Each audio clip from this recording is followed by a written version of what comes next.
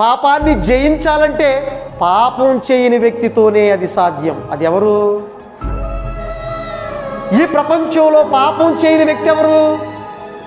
ఎవరి పేరు చెప్పాలి? పాపం చేయని వ్యక్తి అంటే గట్టిగా మాట్లాడట్లా, మీరు గట్టిగా చెప్పండి. కనీసం ఇప్పుడైనా నొక్కి ఒక్కాడించి చెప్పగలం. ఈ ప్రపంచంలో పాపం చేయని, తప్పు చేయని మహనీయుడు, మకుటం లేని మహారాజు ఎవరయ్యా అంటే one and only Jesus Christ. ఆయన పేరు మాత్రమే చెప్పగలం.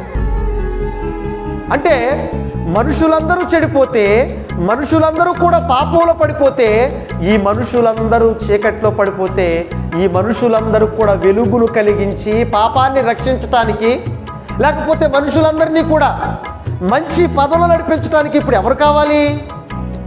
ఇప్పుడు ఎవరు కావాలి? యేసుక్రీస్తు కావాలి. అందుకే దేవుడు ఈ భూమి మీదకి యేసుక్రీస్తు వారిని పంపితే, దేవుడు అందుకే యేసుక్రీస్తు వారిని ఈ భూమి మీదకి పంపించి మీ పాపాలను తీసుకోండి రా బాబు అంటే, యేసుక్రీస్తు వచ్చాడని పండగ చేసుకుంటున్నారు కానీ పాపాలను కడుక్కోవాలని అనుకుంటున్నారా చెప్పండి? యేసుక్రీస్తు వచ్చాడని ఈ రోజున ఆనంద హేళల్లో, ఆనంద డోలికల్లో మునిగి తేలియాడుతున్నారు. కానీ వారి పాపాలను తీసేసుకోవాలని, పాపాలను కడుక్కోవాలని ఎవరైనా అనుకుంటున్నారా?